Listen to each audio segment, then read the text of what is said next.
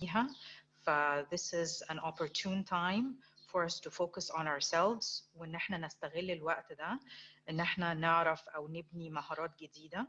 Hopefully, I'm hoping that today, after the session, you will walk away with some thought-provoking ideas. أنا هستأذنكم إن أنا هقفل الفيديو بتاعي علشان أنا عاوزة أتأكد إن أنتوا قادرين تواصلوا معانا السيشن من غير أي تقطيع في النتورك يعني. I will stop my video. بس أنا يعني أنا متابعة كمان في الشات مع مروة. Okay. I want to make sure إن أنتوا شايفين my screen. فمروة أستأذنك. Can you confirm that you can see my screen? Yes يا مس سمية شايفيني. Perfect. حلوة أوي. Okay. So we have to admit أن الموقف اللي احنا فيه ده can be easily called a crisis. Crises take us by surprise without any preparation, but it also forces us to reinvent ourselves. That's how learnings come to life. Without letting us know, without asking for permission, they just arrive. Now, what we have to learn is not only to deal with the coronavirus, but the uncertainty that will be becoming increasingly common. The world is no longer governed by the rules we knew. Today, it's COVID-19. Tomorrow, it will be devaluation, fall in the price of oil, problems with public order, forced migration, financial shrinkage, taxes, natural disasters, or some other kind of disease. The collapse of the price of commodities are among many other realities in this world. It is our reality, but it does not have to be our destiny. A lot of uncertainty in the future and therefore a unique opportunity to reinvent ourselves, help our institutions and the places where we work, and the people who look for us for guidance, motivation, and bringing some sense of normal back. This is our role. Going back to a sense of routine is one of the things that people will look to you for, and they will help. They will need that guidance to help them go back to that sense of normal. A work rhythm is one of those normals. Part of your role as a manager responsible for your team and the unit that you're heading is to find ways to bring normal as quickly as possible with the least risk, but also to try to get productivity back on track. One of the key areas of getting productivity up to speed is the concept of agile learning. The concept basically is the idea of alternating between phases of learning and doing. You are now having to teach your team new skills like working remotely and what comes with it in the terms of knowing how and when to ask for help, seeking help from others, and focusing on the results. Adopting these new ways of working doesn't mean you can't further strengthen collective initiatives, teamwork, collaboration, and therefore learning. In fact, it is very likely that now that all people have more time, they are probably paying more attention than before. As a manager, the key skill for you is communication. Encouraging virtual meetings to tackle a topic or think together about a specific idea, the most important role you play now is keeping your team connected, updated, and engaged. Let's assume that your unit is working on a new initiative. And to make the example real for you and to bring it to life, let's assume, as an example, that you are in the Ministry of Planning and you are working on an initiative to build a standardized scorecard for each ministry or government unit. Your team needs to have a plan around how they will build these scorecards and how they will be sharing them with each ministry and government entity. Your team has to brainstorm and build a project plan with clear actions, timelines, and identify owners for each activity that needs to be taken into account. As a manager, your role is to share with your team the objective and the required results and create the space for your team to come together, for them to listen to your message and ask questions. Your role is to engage them so that they can contribute ideas, take ownership of specific deliverables, and work together with a clear objective and towards specific outcomes. Supervisors, team leaders, or if you're a manager who suddenly found themselves managing teams remotely, wonder how to measure employee productivity and see what people are doing. The key to this is trust. You may not be able to see what people are doing, but you can still equip them with the information they need, assign them tasks, and check on them like you always have. Since you can't monitor process in the same way, your review will have to be based on outcomes. Virtual teams working together is no different from meeting together in a meeting room and having a productive discussion. These new skills, despite them being forced on us by a situation, can help us be more open about new ways of working and still be productive.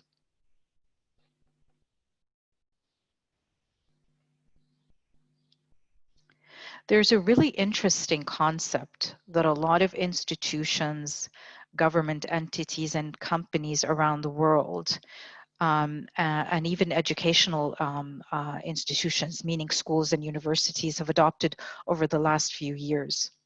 This is the concept of the growth mindset, not the fixed mindset. Let me give you an example of how the concept is broken down.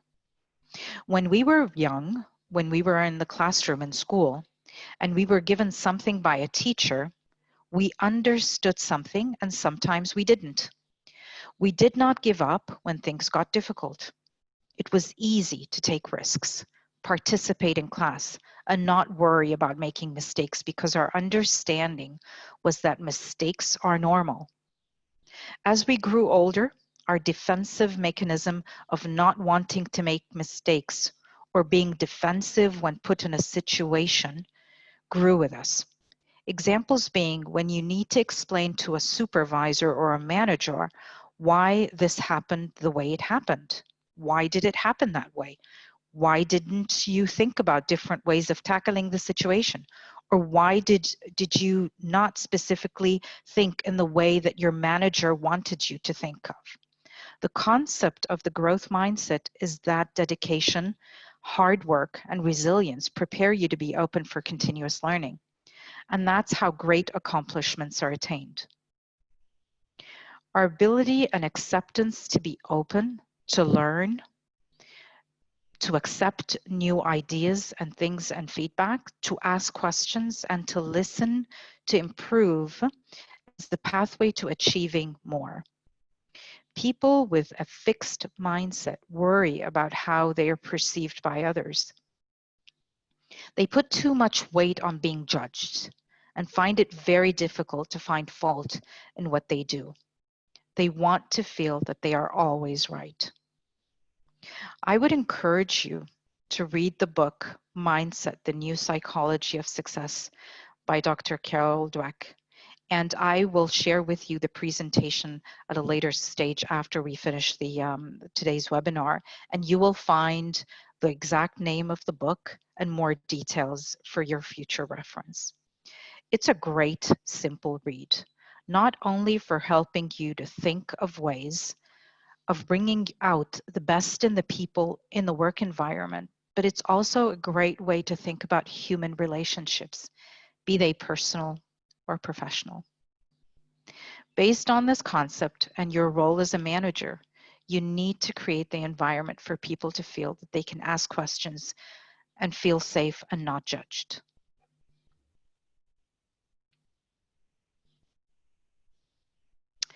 Another theory I want to share with you today is the learning methodology of something called 70, 20-10. And if you add up 70, 20, 10, it adds up to 100. But basically what this idea or philosophy means is that 70% of our learning and acquiring of new skills happens when we're in our jobs. 20% happens when we learn from other people around us. And 10% of the learning happens in formal classroom trainings. Yani, in very simple terms, attending a classroom for a specific topic. If you reflect on your personal experiences, I'm sure you'll be able to relate to this concept. We will learn by doing. We also learn by interacting with other people around us, then applying the learning through real practice. Do not underestimate the power of how your team can learn from each other. People want to be able to establish a connection between what they have learned and how it can be applied in their day-to-day jobs. I'm sure that when you think of your team, you can identify people who could be considered subject matter experts, and I'm sure you've heard the term a lot. And they're probably subject matter experts in a specific area. This could be either a job-related skill or a business skill. If you match people together so that they learn from each other, you're not only building an effective team, you're actively engaging people and exciting them about how they can together work with others, and those that are passing on that skill are actually helping the people around them to become better people. Acquiring the learning, making them feel that gaining new skills is important for them and for the team as a whole. So everyone is a winner in this situation.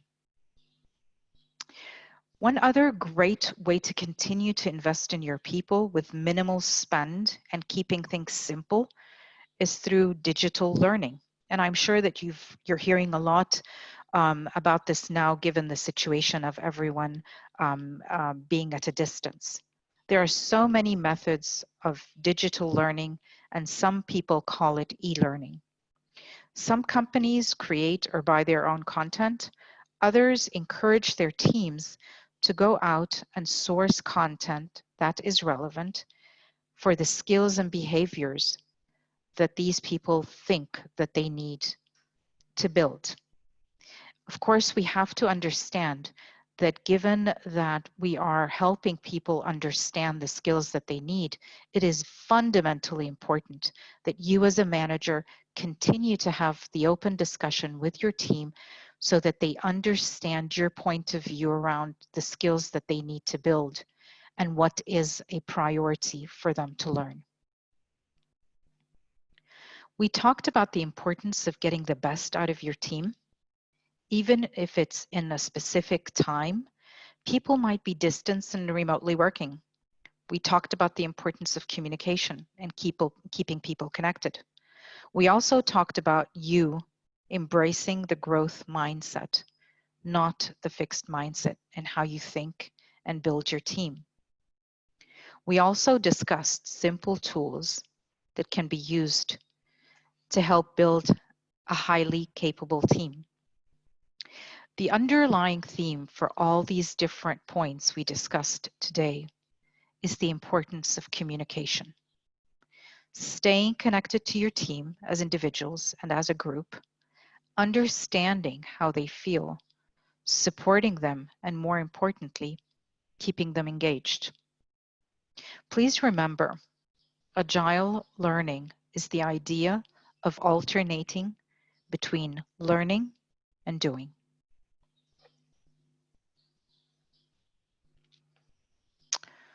So really to wrap up, in general, be it COVID-19, other people call it coronavirus, or not, it is important for us all to embrace the fact that this is a time for us to think differently about how we can have the biggest impact on our teams, our government institutions, our government entities, while keeping clear that these are the times when you need to keep your people engaged, you need to keep them challenged, but more profoundly, helping them be part of the solution. I really encourage you to create the forums that will help your teams stay focused on what is important, get their minds off the things that are demotivating, and embrace the power and knowledge and experiences that you have access to within your teams already. This is a very, very great chance. There is a great chance for all of us to look through our toolkit, find different ways of doing things differently. And believe it or not, these are the underlying themes of keeping your team motivated. This is the book that I referred to. Like we said, or like I said earlier, we're going to be sharing the presentation, but I highly recommend that if you have not read this book, read at least the abstract. There's an abstract version online. And then if you're excited about the content, please you can buy an ebook. It comes in ebook version and it comes in printed version, but a very, very thoughtful reading. And like I said, it not only tackles professional relationships, but it also helps people think about personal relationships as well. Okay. So that pretty much covers what I wanted to talk about really today. I know I've covered a lot of different aspects of and different ideas of things that you can consider and think about. But what I really encourage you to do is let's have an open forum. Let's talk about what's on your mind. I don't know if we have questions already. Marwa, Yes. if we do have questions, let's start with those. If I can. Yes, we have a question from Ms. Ines Ahmed. How to ensure commitment of employees during virtual or remote communication, and how to keep our employees engaged? Okay, great question, Ines. And let me tell you this. One of the very important things that I mentioned in the talk that I just, or in the kind of couple of words that I mentioned, is trust. People have to feel that you trust them, that they're not, they don't need to be in front of your eyes for them to achieve the results. And trust is built by you being very, very clear in terms of what you communicate, in terms of expectations. I expect you to deliver this report by Wednesday.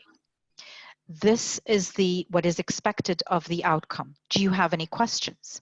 Let the person create or give you the questions and share with you the ideas. Sometimes people will also, when they ask questions, they will help you think differently about the outcomes that you're trying to ask them for, or the deliverables that you're trying to ask them for. So it is very important that you trust them, that you create the forums for them to communicate and ask you the questions.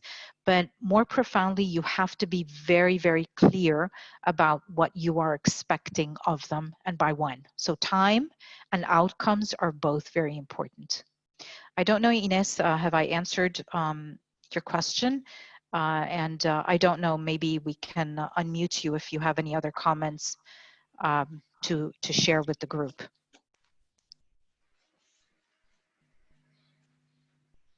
Yes. She sent me privately, yes, thank you. So it seems she's okay. Perfect. Perfect. We have another question from Mohammed Hosam. Growth mindset focused on making efforts. Is it against the rule of working smarter, not harder? So that's a really, really good question. So the concept challenges us that working hard is important, but also working smart can never be undermined. But what the concept says is that you can sometimes work hard, but do the same things over and over and over again. And that's not you're going to get the same results, right? So if you continue to do things in the same way, you will get the same results. So it is a combination of ensuring that you keep your ears open for feedback in case someone has a great idea and can help you become even more smarter about the outcomes that you're trying to achieve. But it also, the concept tells us that hard work is still important. It is still important, but more importantly, keep your ears and your senses open for feedback from other people around you, and do not undermine the ideas and the inputs that other people around you could have, because sometimes they can make you smarter and they can make you faster and they can make you more efficient. I really, really encourage you to read the book, because I, for one, I asked my children, my kids, to read the book as well, because it really helps children, especially children who are in school, to sometimes, you know, in school, the kids raise their hand freely, and it's okay if they make a mistake. It doesn't discourage them. If the teacher asks another question, they will raise their hand again.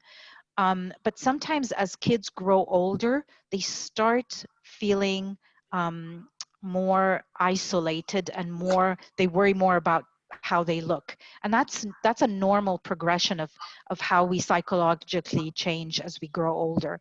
So this concept really challenges that, and it tells you that it's okay to make mistakes, because that's what the human being does. Okay, we have a question from Mr. Alauddin Ahmed. He raised his hand.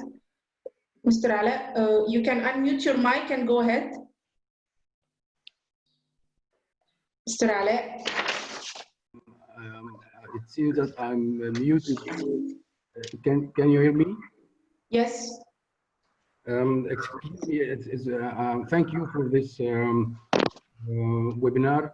In terms of how to be smarter in the agile technique, we usually do this in the start of every week. We have a stand-up meeting with actions to be monitored and followed up until it being delivered. So in terms to be smarter, I totally agree with you in this regard. So what's your tips from your experience in how to be smarter in such methodology? Sure.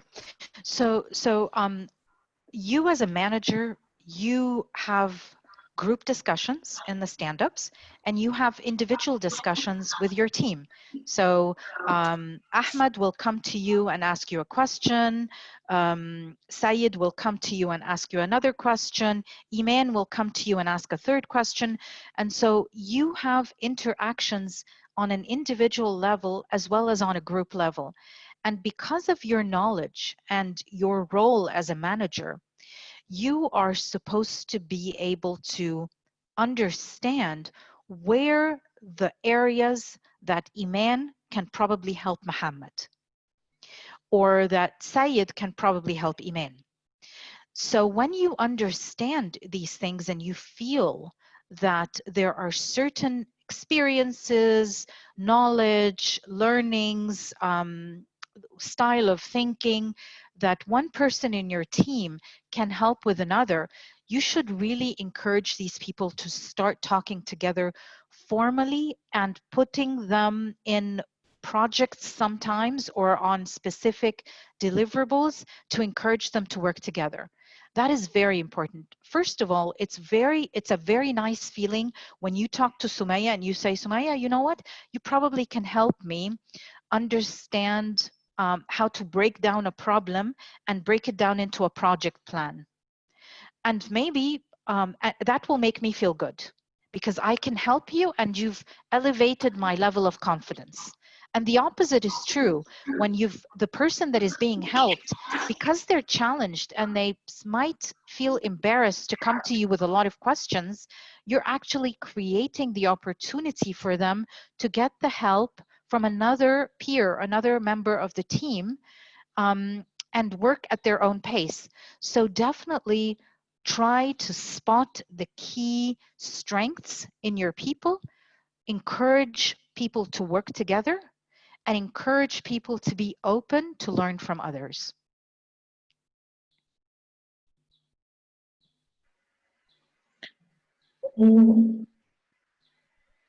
We have another question from Mr. Ahmed. Oh, I'm sorry. Okay. تفضلي ماما. Mr. Ahmed Farag raised his hand. Do you want to ask a question?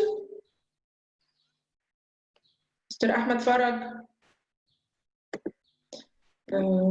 Okay, let's go to the next question from Mr. Yusuf. May communication through internet and other ways make society behaviors change by time to not connect as we used to? If that is a question, or I would say it's a comment, and I would agree with you. Human interaction is of course always should never be undermined. It's how we're human beings, right? So we like to engage in discussions. We like to get a feel of people and how they're saying things, how they use their body language to express themselves, the tone of their voice, how they raise it when they get excited, or how they feel when they get demotivated, and how that is reflected on their face, and like I said, in the tone of their voice. But also, you know, virtual worlds do not necessarily need to always be like we're doing right now, and I have my camera off. You can switch on your camera in a meeting and have people express themselves. And of course, we're human beings, right? So we talk on the phone all the time. So encourage your people to have discussions and dialogues in different ways. But I agree with you. Human one-to-one interaction can never be undermined.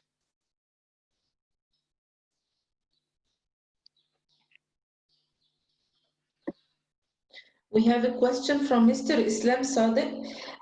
He's saying that people always ask him really very strange question, that what is the meaning of learning new things and we don't know what will happen in the future. This spirit of pessimism is really all over the place. How can we face this challenge? Okay, so learning new things is a very I would say it's not a very helpful statement, right? Unless you are very specific about what you mean by new things or what you mean by learning, you kind of do not really help your people understand what they need to do or how to tackle what they need to do. So the concept of learning is two ways. It is the manager observing, and through their experience and through the objectives or the outcomes that they want to achieve, they want their people to have certain skills and be able to deliver the outcomes required. But also profoundly, very profoundly important, that is that people understand themselves very well. And people need to have personal ownership of what they need to learn. So what does that mean? It means that they need to be convinced that they really need to build that skill. So I'll give you an example. You are my manager and you are seeing me in meetings interrupting people. You are observing that in meetings, when someone says an idea, I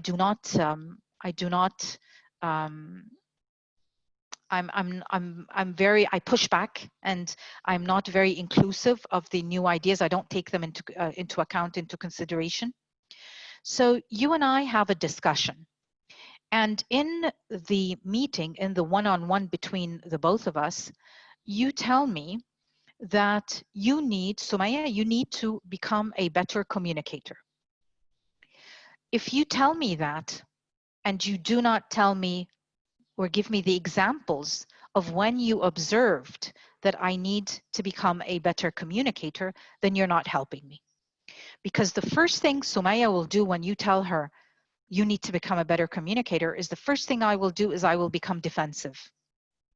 So in any manager to employee relationship, the communication part needs to be not only open, but clear. And the sense of clarity needs to be inclusive. So you need to encourage your employee to come to that result on their own so that they are excited about going through the journey of learning.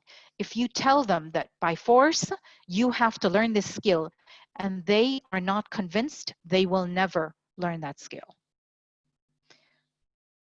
I'm not sure if I answered your question to its full, and I'm happy if you unmute yourself and if you want to add any additional feedback.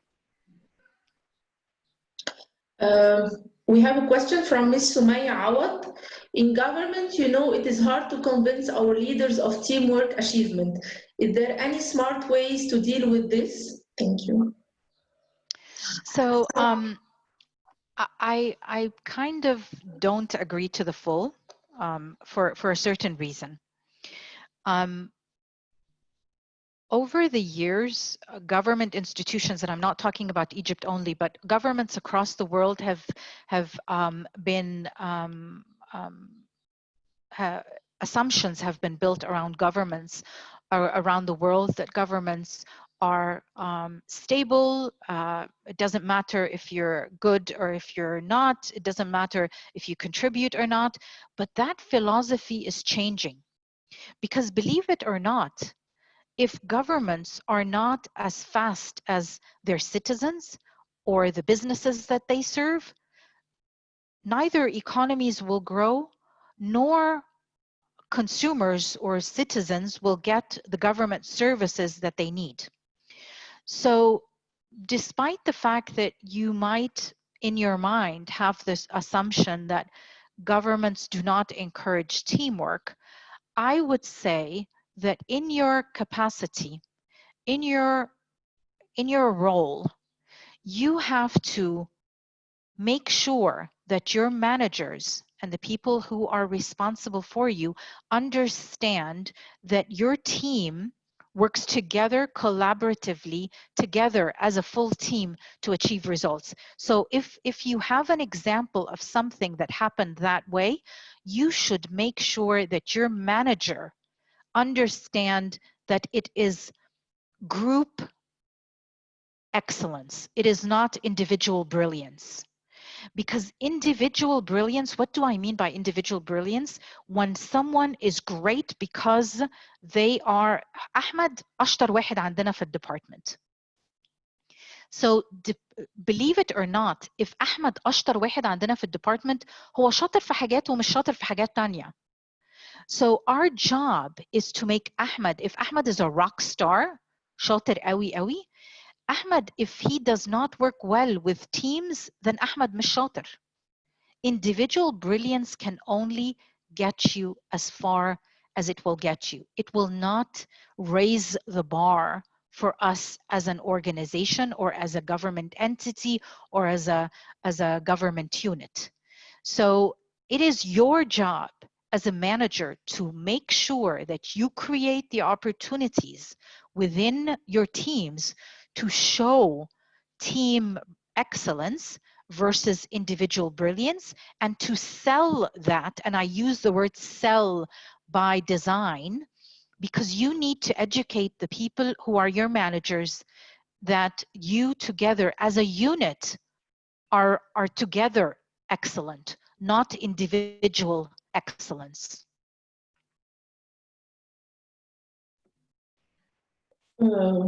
Ines wanted to comment on your answer. Ines, Please. go ahead. Hi, Doctor. How are you?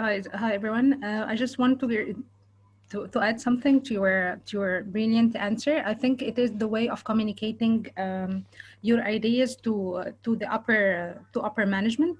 Sometimes when communicating the ideas, one person of the team just come up and always use the idea of عملت, جبت, وديت. So the upper management will never understand that it is a teamwork thing. And whenever communicating something related to teams to the upper management, people communicate the conflicts, communicate that Ines is not doing well, X is being very aggressive. So they are communicating the bad experience. And I do not mean the bad experience. I mean the conflicts, the regular conflicts that people are coming through whenever forming a group of work. I totally agree with you, Ines. Something And related yeah, to إن أنا أريح دماغي, you know. أيوة صح, absolutely. And you know, the interesting thing is when I used the word sell, it's أنا قلت sell by design, because Yes. you are the best seller of your team's results and achievements. That's your job. As a manager, that is really your job. Your job is not to be the excellent person اللي ياخد الcredit. I'm sorry, that's not the role of a manager. Your job is to make your team look great, because if they are achieving and looking great and delivering greatness, you are great. You've achieved. Yes. Thank you, Ines. Thank you, Doctor. We have a question from Mr. Islam Sadiq. Mr. Islam. Okay. Good morning, everyone. It's good evening, good afternoon right now. For my question about people pessimism in my situation, you know, it was just an advice to use a chance to learn new things to my employees. That would be a good time for them, you know, to learn new things, not just for organization, but also for themselves, right? But what I can see in their eyes was just fear, you know, fear of the future. So I think we need something like, you know, fear management or something like this. I don't know if you agree with me or not about this topic. So, you know, Islam, I know when I get into any situation, you know, I've managed teams and I've managed remote teams in different capacities. You know, in my future life when I was with Microsoft, my job was to manage remote teams. So I was in an area, and all my teams were sitting in different countries, right? And every time something happened there was a riot in Nigeria, or there was, you know, an unfortunate situation happening in Libya, or there was turmoil happening in Ghana.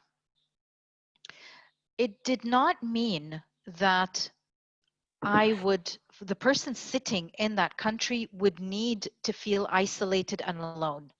So what we always did as a team was to talk about things. First, me talking to the impacted person, and then talking as a group. Do not undermine the importance and the effect of you bringing your team on a call and just talking about what is on their mind and how they feel. Mm-hmm. You feel that, you know what, bindayawat, believe me, it is not bindayawat. People need to express themselves. You need to give them the space to express themselves. And sometimes, even if they don't talk about it, when they listen to other people talking about it and they hang up the call, they will think about it. So they believe me, it leaves a lot of ideas, it leaves a lot of emotions in people's minds, and it really makes people feel that you as a manager, you care to put them together to talk about things that are not work related, but they're about the things that they talk about are about them and how they feel. And if you have not done that until now, with this situation that we're in with the coronavirus, and you know, I'm sorry to say, you open the TV all the time and you hear nothing but scary news. It is important that you spend time making sure that your people feel okay. Because you know what? There is so much uncertainty. We do not know what's going to happen with the economy. We do not know what is going to happen with jobs. We do not know What is going to happen with businesses? So there is so much unknown. But the reality of the matter is, this is our new normal. This is our new normal. Okay, thank you. Thank you. We have a question from Mr. Hatem. How can I face all resistance from my colleagues who refuse all technology changes in management? You know, you're not alone. You are not alone. And by the way, don't think because you're part of a government institution, a unit, or entity that government is behind. Believe me, a lot of other industries, private sector, never thought that they would be forced in the situation they're in today.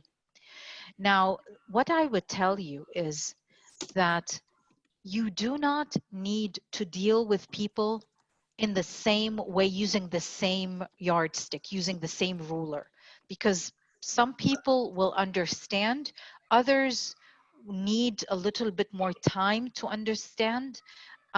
So what I would always encourage you to think about is, how can you start making the change in very small steps? How can you start influencing their ideas in very, very small change steps? Sometimes people are resistant because they don't know, because they're worried that they will look bad, because they don't have the skill. So if you are in an IT division, I think your job is to make them feel that it is mishaib.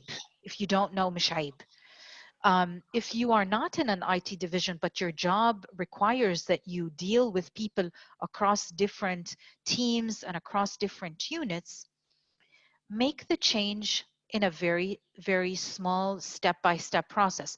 And I always like people who work on shared documents. Shared documents are a great way for people to put their ideas, contribute to one deliverable together, and when they work together on the deliverable, they can put their comments and see the comments of others. So small steps. I'm not saying that I'm just giving an example, but I would say make small steps based on the audience. Do not make people feel like they are behind you because, or they're less equipped than you are because you're more knowledgeable than they are. Give people the space again to express why they fear technology. You know, sometimes just back to the basics of human, old-fashioned communication gets things done. Okay, we have a question from Mr. Muhammad Habib. He raised his hand. Mr. Muhammad Habib.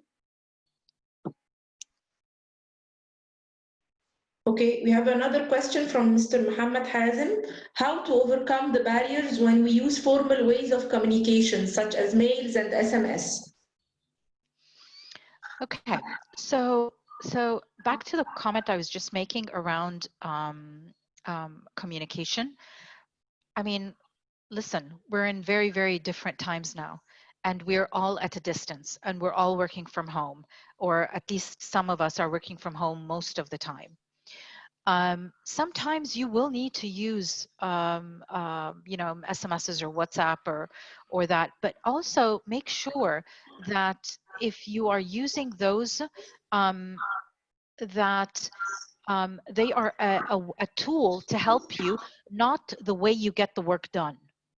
Because I worry a little bit about people, you know, sometimes in the WhatsApp groups, you know, you let's say you have a team and you have a WhatsApp group with your team and you communicate things because it's fast and because it's easy and all that. But sometimes when you need to make decisions, you have to go and formalize those decisions on formal emails, right? So I think tools like phone discussions, SMSs, WhatsApps are really, really, really helpful because they create the culture of agility that we were talking about. And they're quick and they're, you know, people can answer them as wherever, you know, out of working hours, and they're great. But I can't necessarily say that they can be your formal way of doing work. And you have to strike that balance as the manager. You have to be able to, if your team is discussing something, great, let them have the discussion on WhatsApp or on the phone. But then you have to go back and say, hey, فلان المسؤول عن المشروع أو مسؤول عن البروجكت أو طلع بالفكرة, can you send us an email? Something like that.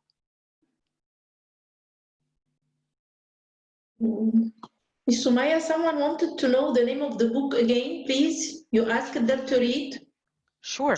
So this is a question for you, Yamarwa. Will we be sharing the presentation? Yes, we are recording the presentation. Perfect.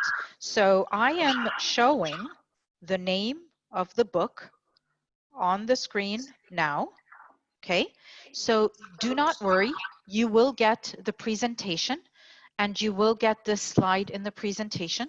Do look at it and really, really read. There's something called abstract, which is almost like a 2-3 pages of summary of the book online. If you Google it, you'll find it.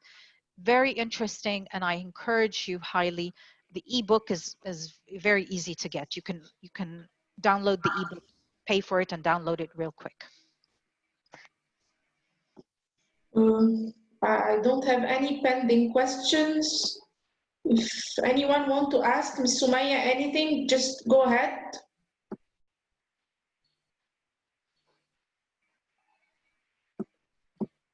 Anyone have any more questions? Yes, Dr. Ghada has a question. Please.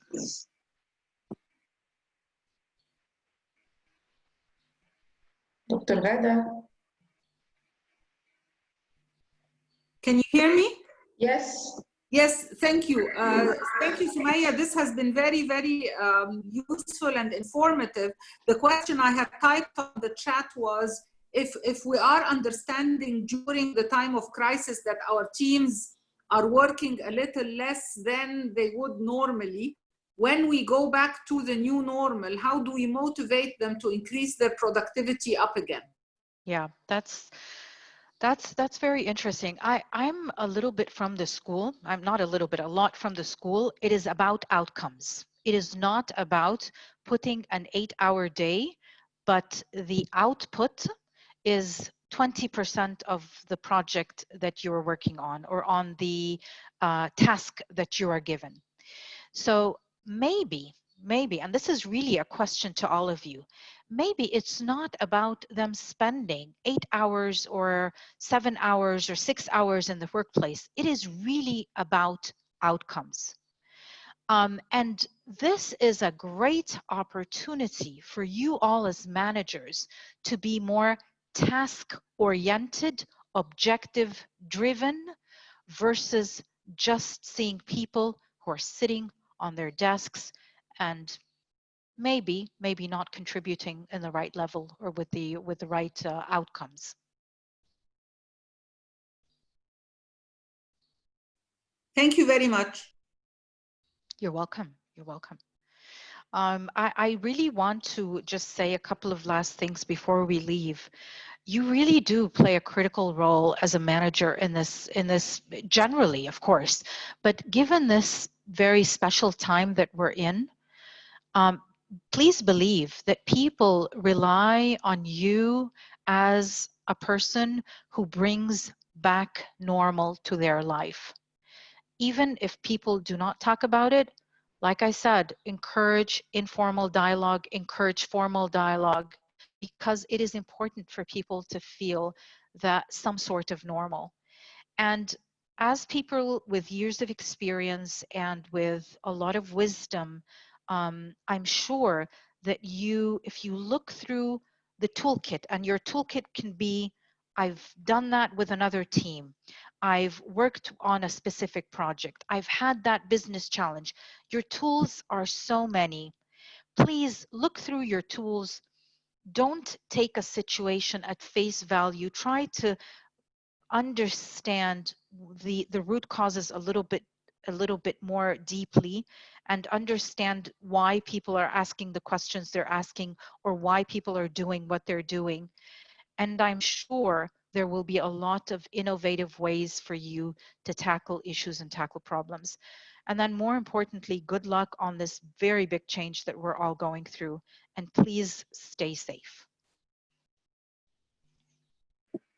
We have a question from Mr. Hussam Khalil.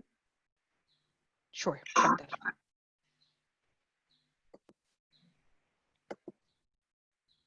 Mr. Hussain? Okay. At the end, I want to thank you, Mrs. Somaya, so much for accepting our invitation and for this interesting presentation and discussion. I want to thank you all for joining today's webinar, and looking forward to meet you again on our next webinar, inshallah, on April 21st, about the economic implications of COVID-19. We will send you the invitation soon. Please stay safe, take care of yourself and your families, and enjoy Shem Nassim. Bye. Thank you so much. Bye-bye. Thank you, Mrs. Somaya.